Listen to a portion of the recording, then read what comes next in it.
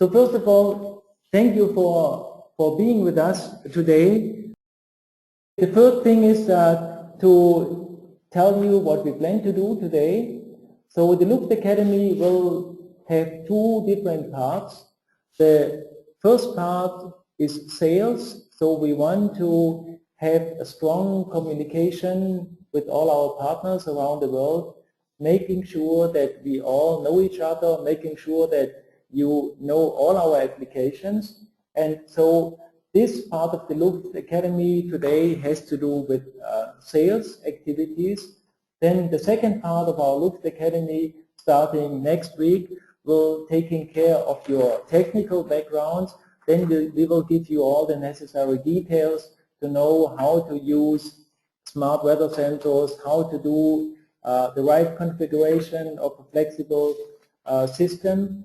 And so we will give you in the next weeks a very detailed agenda than what we plan to do with the different sessions of the LufftAcademy.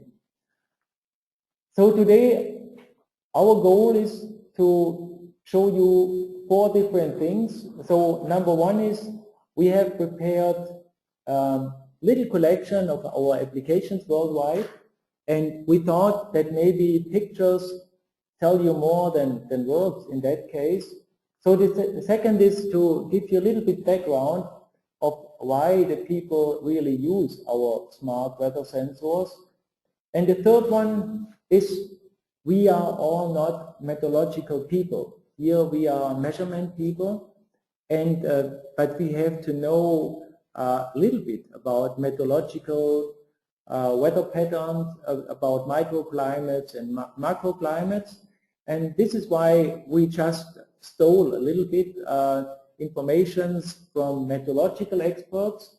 And the last thing today is to give you an application information in more detail, and we show you here the related website information.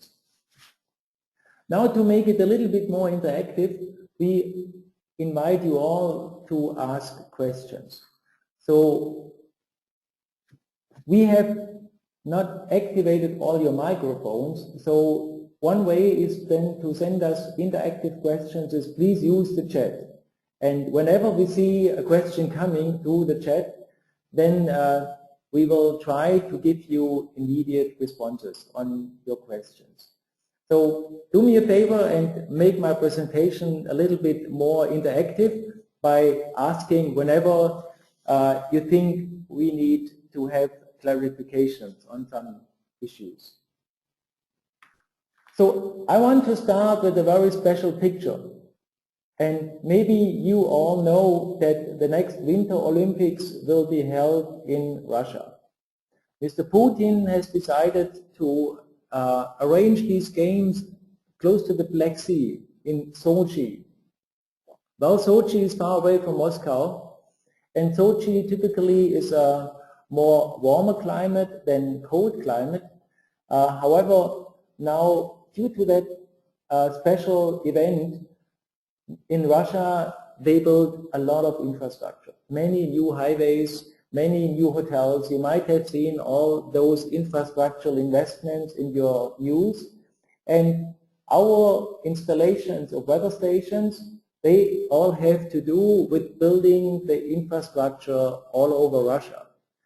On the other side, some of the Russian public institutions, they already informed us after Sochi, there will be very little activity in doing more infrastructure from 2015 onwards. So now it's hot. Now there are too many projects within very short time, and we install many road weather stations, not only between St. Petersburg and Moscow, but also from Moscow on the way east to Nizhny Novgorod and on the way to Sochi. So these two pictures show you a little bit the, let's say, the two sides of Russia.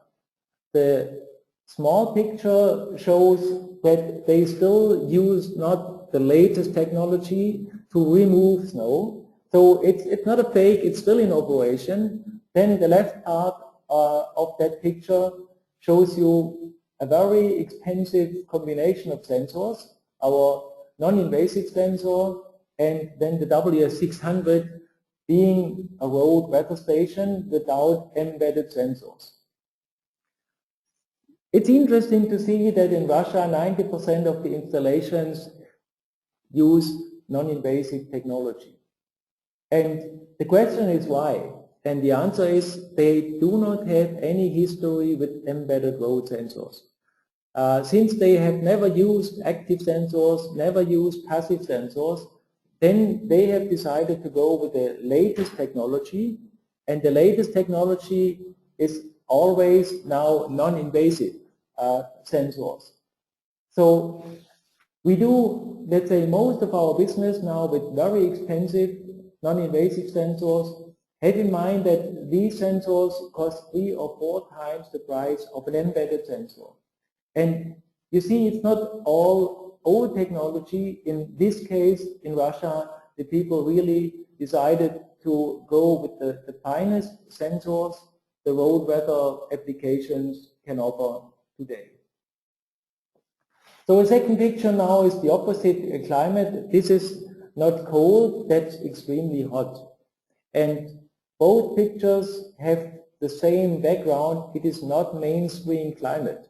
And so whenever you go to very cold climate, whenever you go to extremely hot environments, then you need a good sensor and you need a reliable technology. So here in Australia, this application of the WS series has to do with the prediction of the fire risks in the forests or the bushfires. And we have installed all over Australia now 20 or 30 of these sensors. And of course, due to the strong winds, this is a critical topic that they have a good coverage of all their critical microclimates with high quality wind sensors. So the next picture goes back to the cold climate, and this is a location which is extreme in case of freezing conditions, is extreme in case of very low temperatures. And some of you might know that, Whistler Mountain, Blackhump Mountain. So that's one of the nice highways going from Vancouver to Whistler Mountain. That's a 2-hour ride, and then climbing up, and then at the end reaching an elevation of, let's say, 6,000 feet. That's not the highest elevation in Canada, but this is one of the very extreme positions for a wind sensor to deliver data under nearly all circumstances. And we love to go to these places.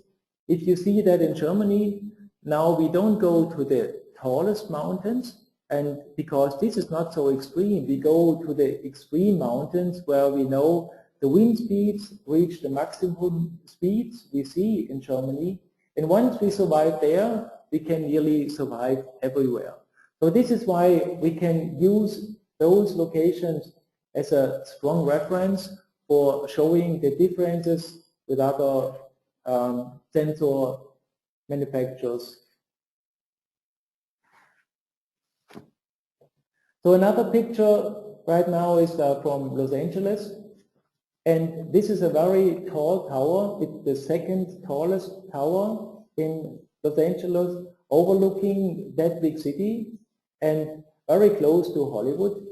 So that has not to do with meteorological data acquisition. That has more to do with what we call green buildings and efficiency of buildings, reducing the necessary energy to have a moderate climate inside.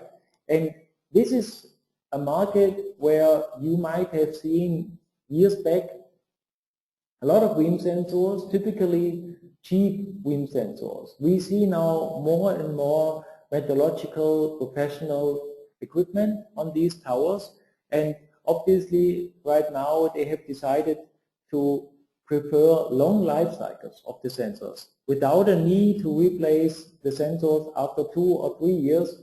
Right now, if they use a maintenance-free equipment and then they have a serial interface between the sensor and the controller to control the building climate. So that gives them maybe an 8 or 9 or 10 years maintenance-free operation of those weather sensors. So coming back to winter conditions, this is from Switzerland, and this expresses the challenges we have with snow. And so last winter was extreme in terms of snow conditions here in Central Europe.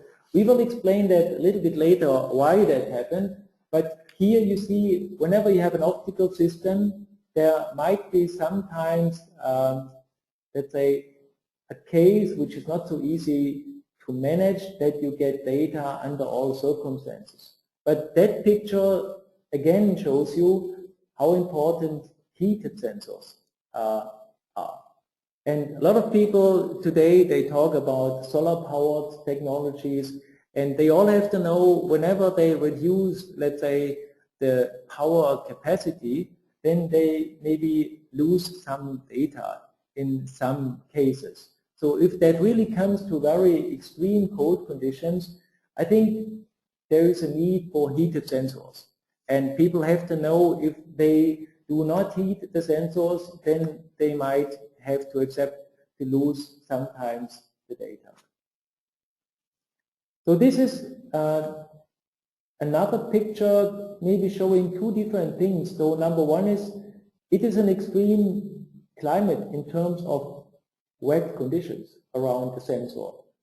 And we placed other third-party sensors in these applications. These third-party sensors were delivered to that sea level measurements with the protection type which was IP54. And then the people said, well, try, it might be okay to use that. So IP54 means a protection type is not a water protected sensor, it's only a dust protected sensor. And of course then the life cycle of such a sensor is extremely short, and it was clear for us that the life cycle then is 4 or 5 months. And they ask us now to replace these IP54 sensors, and we started to deliver our WS series at a time when we had IP64. So that was really water dense, but even with the IP64 we found that the life cycle of the sensor was not long enough. So the sensors sometimes died after a year or after 18 months, whereas our life cycle expectation is between 8 and 10 years. So now we decided to improve the protection type and to go to IP66 and 67.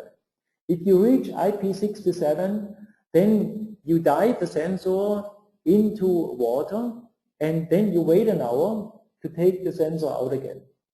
And if your sensor survives and after the hour is up and running again, then you have an IP67 protection type as approved. So now we have the right protection to do these applications close to seawater. By the way, there's one more difference talking about aggressive air. So if there is a river and then you have no salt inside, then at least there is no corrosion risk. But if you have, let's say, the ocean climate, then it's not only a challenge to survive over a long period of time, it's also a challenge then to avoid the corrosion or the destruction of the housing caused by aggressive air. So that's another application which has to do with extreme climate. But the challenge here is the height. And this is the tallest TV tower in the world. It's in Moscow, 500 meters tall. And so far, no wind sensor survived at that pole from other manufacturers. So we were invited to install our Ventus at the TV tower, and our partners from Russia, they had to climb up and then to make sure that the installation was done in a correct way. If you see right now where the sensor is located, so this is a nice place to overlook the city, but it's not so nice for people to do it.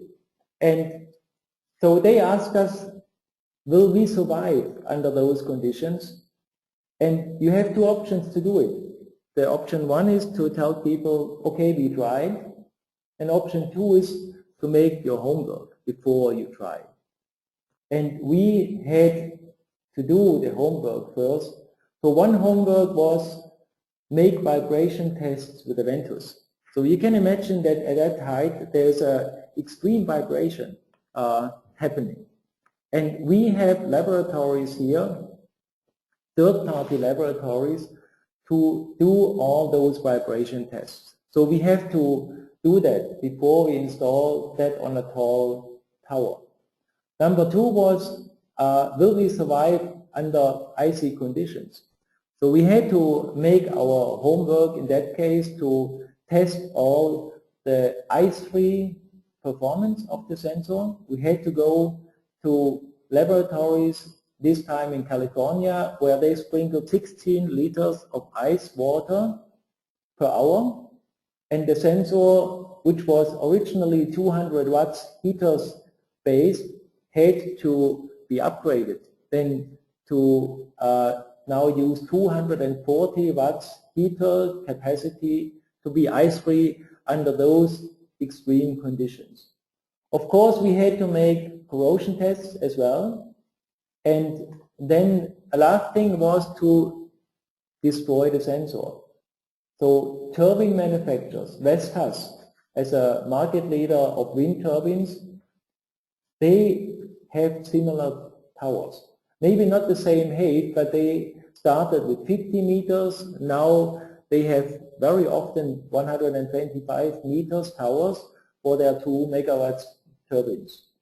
And so they asked us to destroy the sensor. We call that a halt test.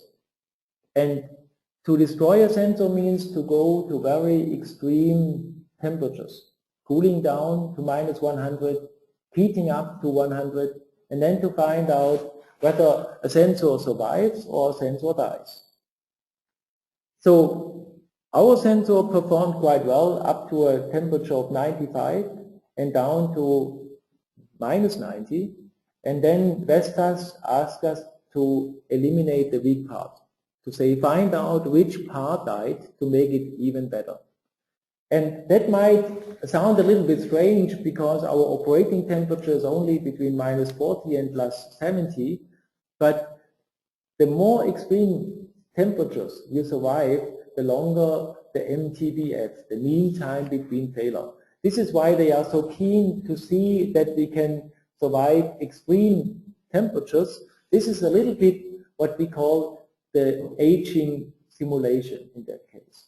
So we hope now to survive there at the Moscow Tower. The installations were done last fall. So far the performance is really good, and they promised if we make it there, we make it everywhere in Russia.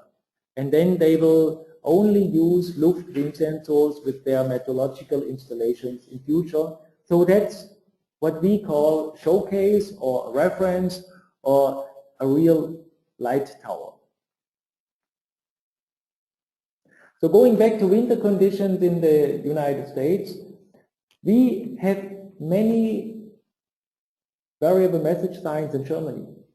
A lot of applications where weather stations deliver data to a subcenter, then the software installed in those subcenters then sends messages back to the VMS signs, to the variable message signs.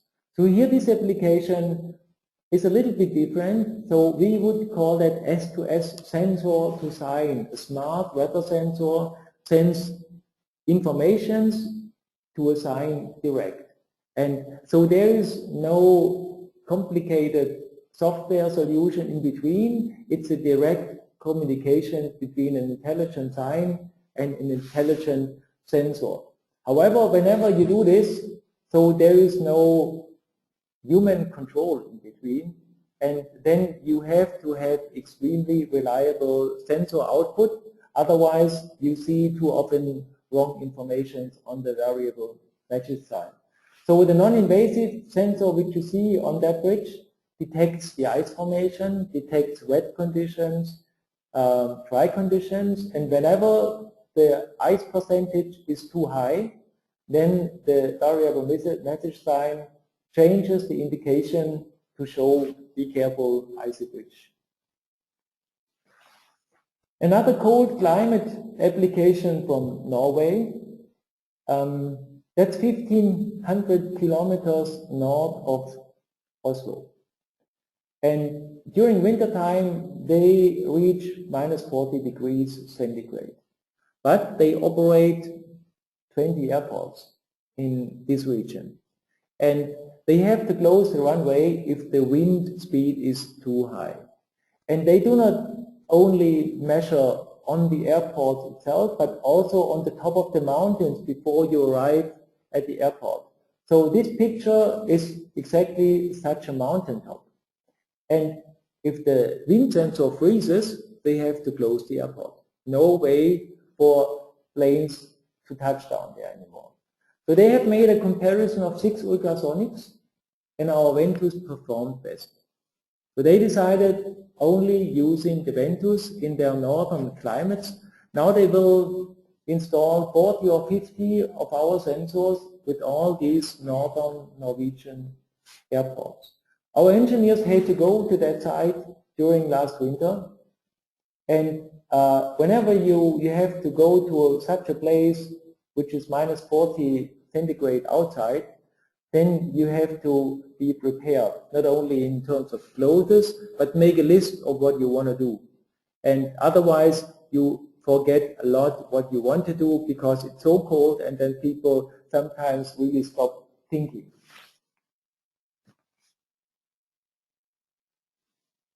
Maybe leaving the cold and going back to a tropical climate, this is a picture from Bangladesh, and it's a very special application and installation. You see that's WMO compliant. They bring the wind informations to a 10 meters tower, and the way they do it would be not acceptable in Germany, because then you need more security and you need more safety. But this is not the key point here. The key point is that even in Bangladesh, they invest money to make meteorological networks. And instead of investing money for such a sensor, then maybe they could use the money to make families survive for a whole year. So that gives a certain background that we really have to deliver perfect quality in those cases made in Germany to make sure that they can use it over a long, long period of time. This is in South Korea, and again has to do with facility management, with efficient buildings in terms of energy savings. And we see that more and more in different parts of the world. The typical interface with the PLCs in this case is a Modbus interface. The building people love to use a Modbus, whereas the meteorological people in the Americas, they prefer an SPI12 protocol. Others might prefer to use an ASCII protocol. And so all these smart weather sensors offer many different protocols today. So some more buoy applications to show you that this is a market in future. So I think 2/3 of our blue planet consists of water, and 1/3 is covered with weather networks, and we have 15,000 synoptical stations all around the world exchanging data. But what about the ocean weather? And there's only one way to monitor more ocean climate. That means to use more of these buoy applications. And all the sensors there need to be safe in terms of IP protection. This is why we strongly recommend to double check that. Whenever you see the application, double check not only the measurement range and the precision, but also the protection type, and then make sure that the people show you the test protocols and certificates that they really did the tests before you start deploying these systems. This picture is now outside of meteorological networks. So this is a machine to produce energy. And now in Germany we have a lot of those solar systems, and now more and more countries start to use solar energy as part of their energy production. The solar farms get bigger and bigger, and so the sensors needed to work as a reference are becoming more and more important there. Wherever you see a solar farm, you see a sensor combination acting as a reference unit. Of course, you need to know the wind informations to protect the solar panels in terms of extreme wind conditions. You need to measure the radiation. Radiation tells you what is the expected energy production of your solar system. If your solar system has 100% efficiency, then the solar radiation sensor and the output of the solar farm is in a good balance. However, if you have perfect sunshine and the radiation sensor records that, and the output of your solar system is not according to the measured watts per square meter, then you have to optimize your solar system immediately, otherwise you just lose income. This is why every solar farm now needs such a high quality reference measurement, and we have started to work with the market leader here in Germany, SMA, and SMA now, they have a strong global business. You might have heard that the Chinese are getting stronger and stronger as the manufacturers of solar panels, but the inverters of SMA, this is a global success. So they make more systems than solar panels only. And now they sell more and more in Japan, and whenever they sell a system, then we deliver our sensor solution with their systems. There's one special thing we do with SMA, that they do not only use that sensor which you see on the picture, they also combine it with an extra temperature sensor which measures the surface temperature of the solar panel. So we made a special smart weather sensor for SMA to add a sensor, and we made a special smart weather sensor to integrate their SMA protocol. They require that every sensor has to follow their proprietary company protocols, so we integrated that into a special version of our smart sensor. So now talking more about air quality monitoring, this is has to do with three different elements. Number one is measure the gases, number two is measure the dust concentration, and number three is to know about the meteorological conditions, especially wind speed and direction, to see then the direction of what the bad air is going to. So wherever you see AQMS sites, then more and more you see smart weather sensors, because all these technologies use intelligent interfaces built in, and they love to use digital interfaces with meteorological sensors. So this is a growing business for us worldwide, and most of the big system manufacturers now have decided to integrate our Lufft sensors mostly with our binary protocols. This picture from Canada and the other one from Brazil should remind you that all the sensors in the cold climate need a heater, and even animals love that, to be close to a heater during winter conditions.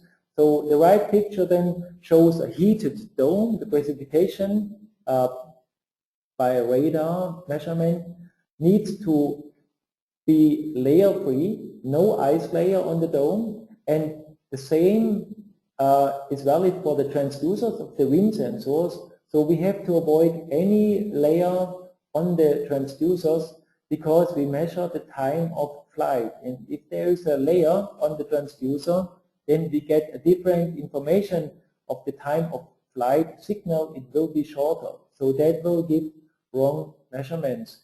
And this is why we need heaters, and the animal expresses that a little bit. So make sure that whenever it's cold, that you use heated sensors. So now talking a little bit about mobile equipment. This is really mobile, and I mean that's slowly moving. And so even if the lady or the man walks with the machine, you can measure the wind conditions. Yeah, there is not much influence due to the very slow speed of the person. So maybe this is the opposite. So here we have, again, let's say a mobile weather equipment, and they call that mobile weather lab. However, we would rename that and say it's portable or drivable. Yeah, however you want to name it. So you cannot measure the wind speed as long as the car moves. So you have to stop. You have to stop and you make a measurement, and then you transmit the measurement into the data cloud. So we would love to talk about three different things today: stationary, portable, and mobile. Mobile means measurements on the move.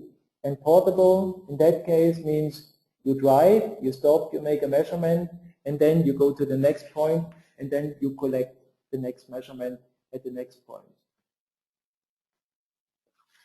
So two more pictures before we stop that little collection of applications. So we have many networks in the cold, and we always wanted to do some installations on Fiji, in the tropical countries, in Brazil, and it was a long way to reach that. Now finally we have a nice network, and this island here is one location of this network. And we can recommend to go to Amanpulo once in your life, but then you need to book a private jet. And it's a very small island, and we have one of our weather stations on Amanpulo. You can imagine if you install a weather station there, and it's really difficult to reach that site.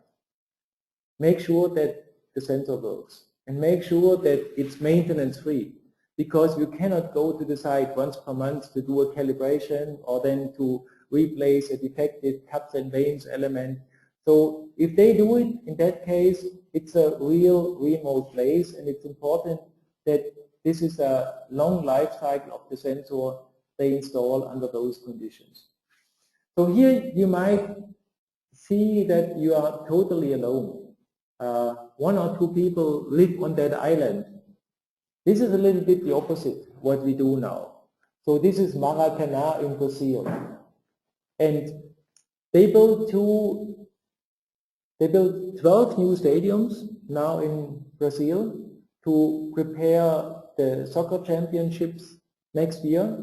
And this year they had a test with the Confed Cup, and now they needed weather stations in all the 12 new stadiums. And funny enough, they decided to place the weather stations behind the goals due to whatever reason. So we have seen one of the stadiums, and then we thought they will find a nice place overlooking the stadium. No, they wanted to place now all the weather stations behind the goals.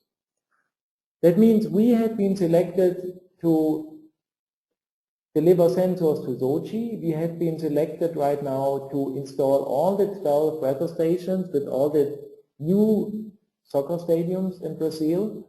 And even in South Korea for the Winter Olympics, we have been selected to deliver the weather sensors to the next Winter Olympics.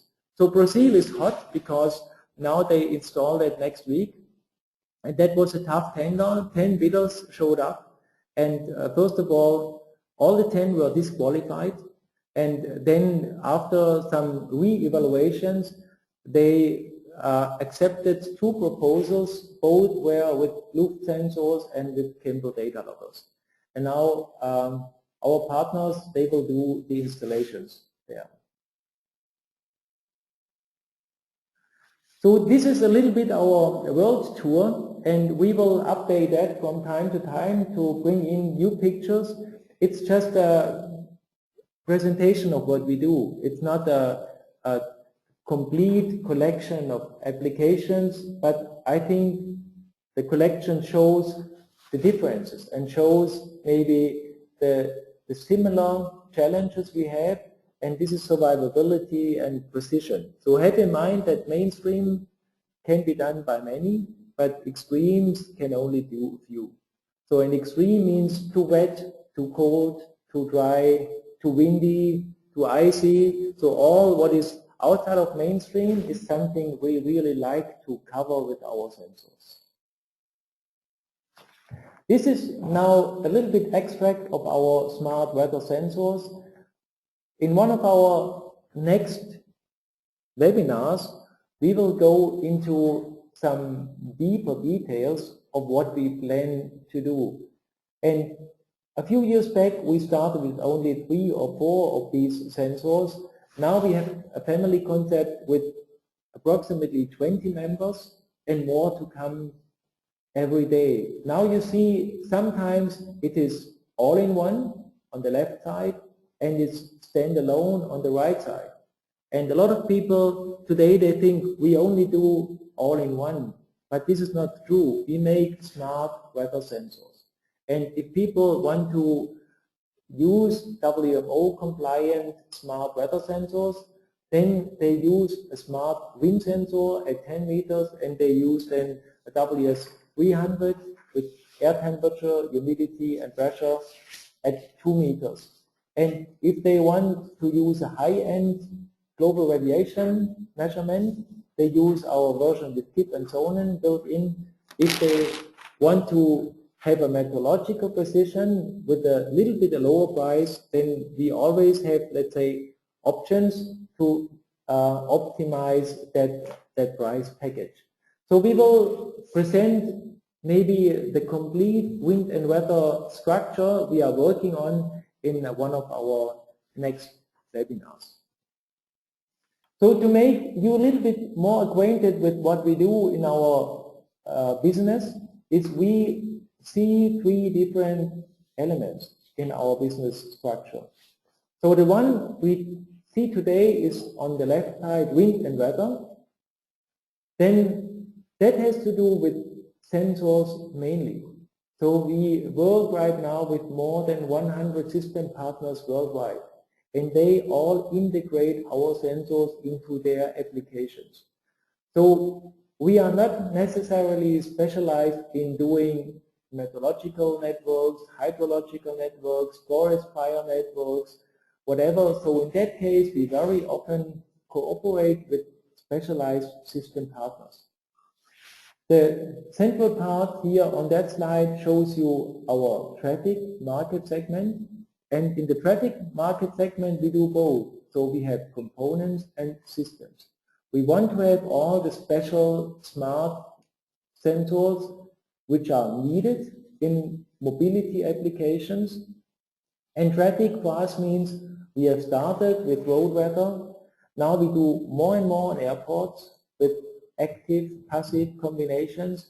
We manage many of the high-speed train networks right now in China weather-wise. That means the speed of the train will be automatically adjusted by using the wind information which we measure along the track. And the third element has to do with climate measurement as well, but it's more indoor than outdoor. So wind and weather is outdoor, traffic is outdoor, components and systems, and industry is indoor. All what we do here is what we see as high-end solutions. And high-end today means robustness and precision. So a few backgrounds about our last winter. Today it's nearly end of May, but I heard in the radio, so it's snowing again in the Black Forest, even today. A lot of people are a little bit frustrated because May is full of vacation here, and that was really a cold month. And the winter was very long. And I mean, we all expected that the winter is more or less over. At least we have not seen too much winter conditions in the last 10 years. Now in the last 2-3 years, the picture totally changed. And meteorological people explained us why that happened.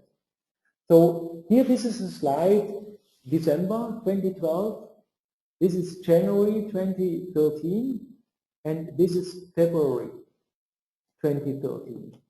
So if we go back to the December and we switch again to January and to February, then you see in all the 3 months we had pretty similar weather conditions. And here in Central Europe, we typically have the low pressure in the north and the high pressure in the south. And last winter, that was the opposite. So we had always the high pressure in Scandinavia, and very often the low pressure over Italy, over Spain. And so that caused what the meteorological people describe as a fully blocked highway into Central Europe. If the west winds bring hot air and then the high totally blocks Central Europe, then the hot air has to find a new way to go. And instead of going direct, so they decide to redirect to go north, and then they bring cold air back from Poland, from Russia into Central Europe. So that happened all the time. And even in March, that was again the same. And the people here, they did not understand what happened. They thought, okay, now January, that's the last winter month, February, that's the last winter month. But that was repeatedly discovered. Every month the same. So we had extreme winter conditions. Canada was extremely moderate, far too hot. Germany was far too cold. And in the last 2 years, we have seen that more often.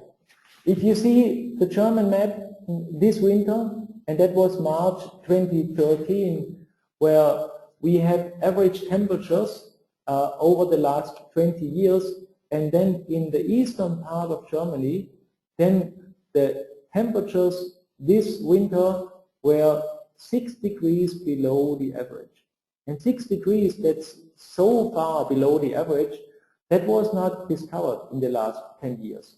And due to the fact that we had always the high pressure over Scandinavia, of course the cold air came into the northern part of Germany, more often than into the southern part.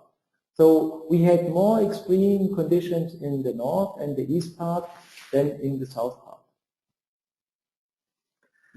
So what helps to push our business is to see more extreme conditions. And you see sometimes whenever you detect extreme conditions, then our magazines start producing interesting titles. So some people think, well, that's the Cologne Dome, that if that weather continues to be discovered in the next years, then we will see a flooded Cologne because they are close to the Rhine River. And even now in May, we had far too much rainfall here. Some days where people measured 80 liters per day. Our yearly rainfall is around 1,000 liters, and you have rainy days which bring 80 liters. Then that's what the month typically brings, was detected just in one day. So meteorological people love to see the long history. And this chart shows you really 2 billion years. 2 billion years and 600 million before the day today, yeah, we started to see real life here on the planet. But that shows the average temperature, and that shows that we had cold periods and that we had hot periods. And here right now, then that was not the same anymore what we had billions of years ago. And the meteorological people call that it's not constant. So it's always changing. And that's the message of such a slide. So if you see that only in the last 11,000 years, so there was a very warm period 2,000 years back when you had the emperors in Rome reigning the world. And then you saw a cold period, and again in the medieval age it was a little bit warmer. So have in mind, all the people think climate change means temperature increases. That was 2,000 years ago, the Susan Pass. That's a very nice peak in Switzerland. It was green 2,000 years ago. Right now it's again snow-covered. If you see the influence of weather in England 2,000 years ago, when we had that hot period during the Roman Empire, then the English could grow grapes and start making wines until central England. And then 200 years ago, they at least could have vineyards in the southern part of England. Right now, they reconsider to make wines again. We don't recommend to drink it now.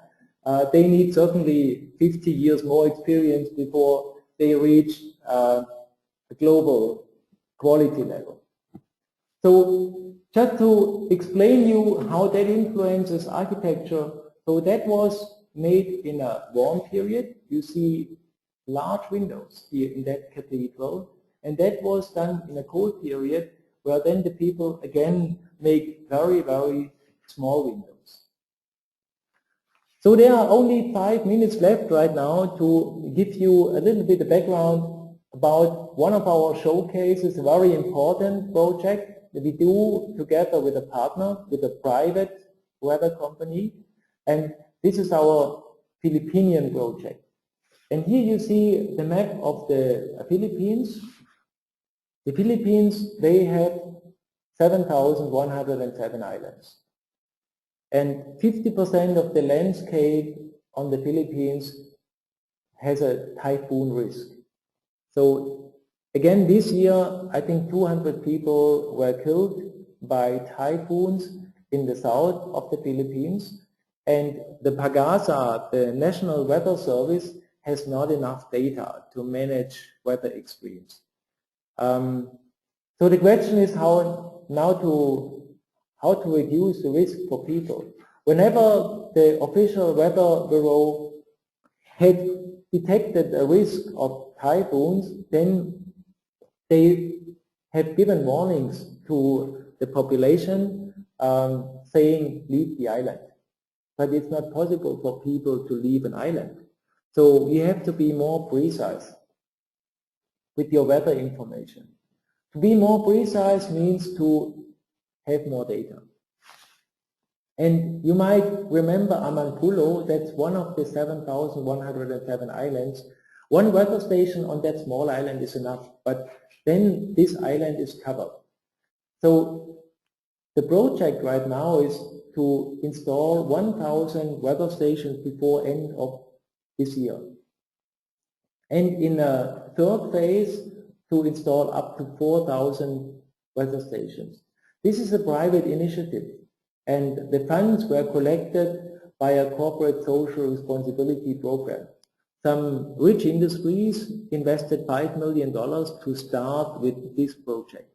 And that was enough now to install the first 1,000 weather stations, and then to bring the data to all the cities.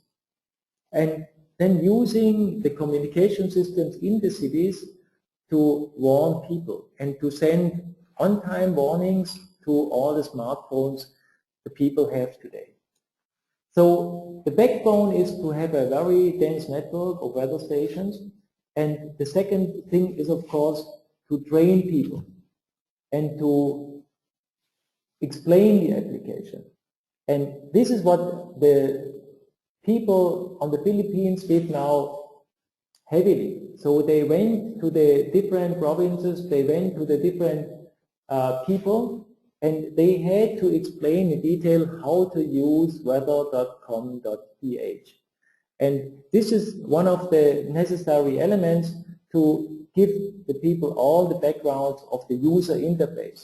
So we take care of the network. We make sure that they get the right sensors to have real-time information, but our system partners, they explain how the warning system works. And if you have a chance in the next days or weeks, visit that website, weather.com.ph. You will see how smart the forecast is, how divided the forecast is. They give you 2 hours forecast per location. And that's one of the necessary prerequisites to make sure that people have a chance really to escape and to save their lives. So that's all today I wanted to discuss or present to you. Do you have any questions right now which we can answer immediately?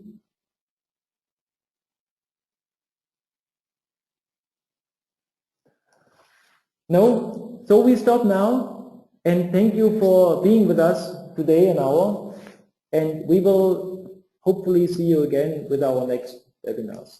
Thank you. Bye-bye.